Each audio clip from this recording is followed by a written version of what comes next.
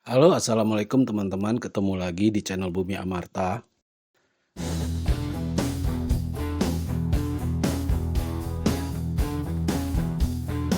Dengan konsep Asia Timur Raya yang dicetuskan dan dikembangkan pada awal 1940-an, Jepang mencoba mempersatukan Asia dengan melakukan ekspansi ke negara-negara di Asia Timur, Asia Tenggara, dan sebagian Pasifik. Tujuannya untuk membentuk blok ekonomi dan politik yang kuat dalam melawan imperialisme Barat.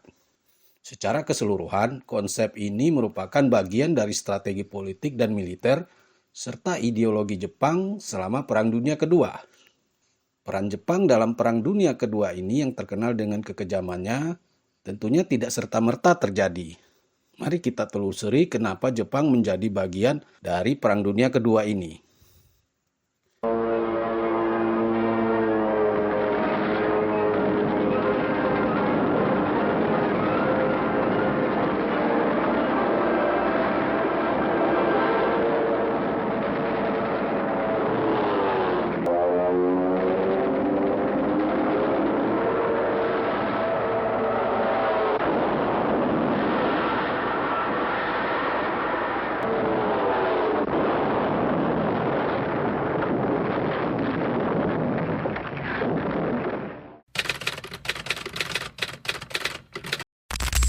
Sebelum restorasi Meiji, Jepang tidak menunjukkan keinginan atau ambisi yang signifikan untuk menjajah wilayah-wilayah di luar negaranya sendiri.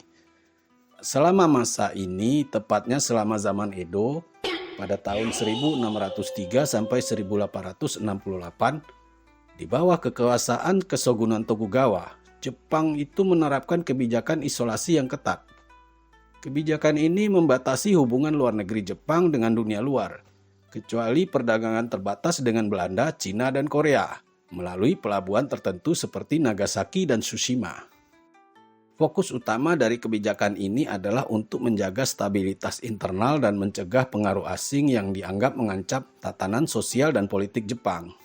Jepang pada periode Edo ini tidak memiliki teknologi dan kapabilitas militer yang diperlukan untuk menjalankan ekspansi kolonial.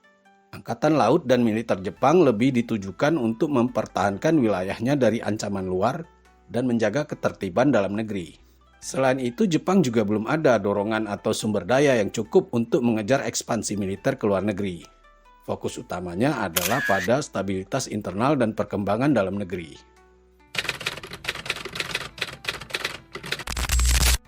Pada tahun 1853, Commodore Matthew Perry dari Amerika memasuki Teluk Tokyo dan membawa surat resmi dari Presiden Amerika Serikat.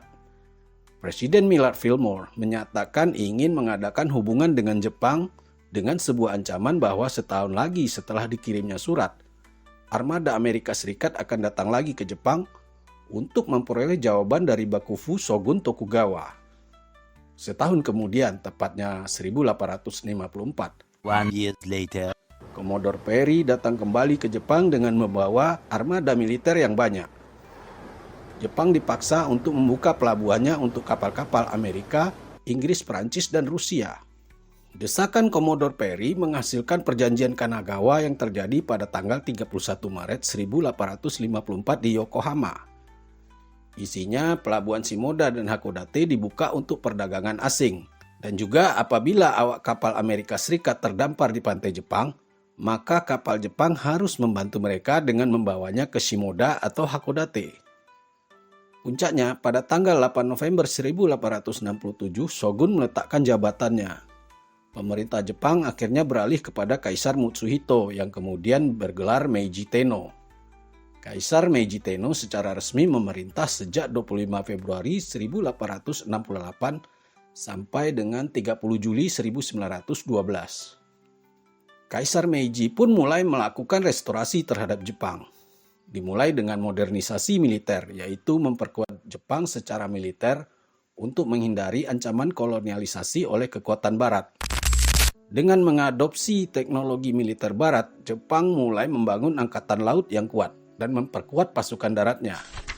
Kemudian Kaisar Meiji memperkenalkan konsep nasionalisme dan kebanggaan nasional yang kuat, yaitu melalui pendidikan dan propaganda pemerintah untuk menekankan kesetiaan kepada negara dan kaisar. Secara industrialisasi, Restorasi Meiji juga mendorong industrialisasi yang cepat dengan membangun industri berat, termasuk pembuatan kapal, baja, dan persenjataan. Pelaksanaan restorasi ini tentunya membutuhkan sumber daya yang banyak.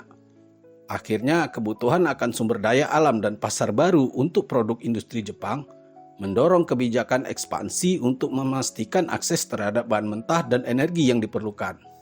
Dengan kekuatan militer yang baru, Jepang mulai merealisasikan kebijakan ekspansionis ini.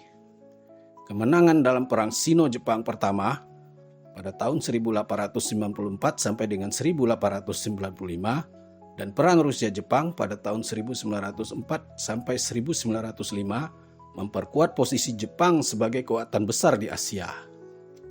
Jepang mulai menjajah wilayah-wilayah seperti Taiwan, Korea, dan kemudian Manchuria, serta mengejar kepentingan di Tiongkok dan Asia Tenggara.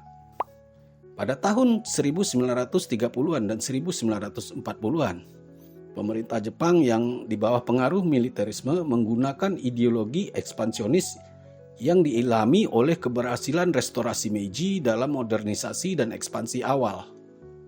Keyakinan bahwa Jepang memiliki misi untuk memimpin dan tanda kutip mencerahkan Asia Timur memperkuat dorongan untuk ekspansi militer selama Perang Dunia Kedua. Jadi di sini dapat dikatakan bahwa sebelum adanya restorasi Meiji, Jepang sama sekali tidak menunjukkan keinginan atau ambisi yang signifikan untuk menjajah wilayah-wilayah di luar negaranya sendiri. Jepang lebih fokus pada pengendalian dan pengelolaan urusan dalam negeri, seperti menjaga perdamaian di antara para daimyo atau penguasa feodal dan memastikan stabilitas ekonomi dan sosialnya.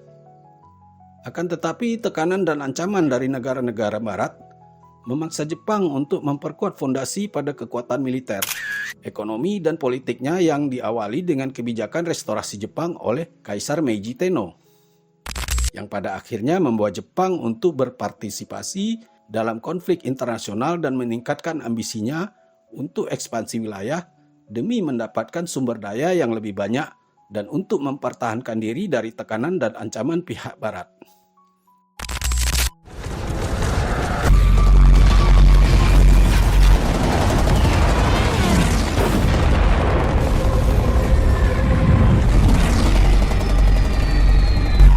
Disclaimer dulu, dalam hal ini saya tidak bermaksud membenarkan tindakan kekejaman negara Jepang dalam menjajah negara-negara Asia, khususnya Indonesia. Video ini hanya berisi perspektif lain dalam peran Jepang pada Perang Dunia Kedua. Oke teman-teman, sekian dulu video saya kali ini, sampai jumpa di video berikutnya. Assalamualaikum warahmatullahi wabarakatuh.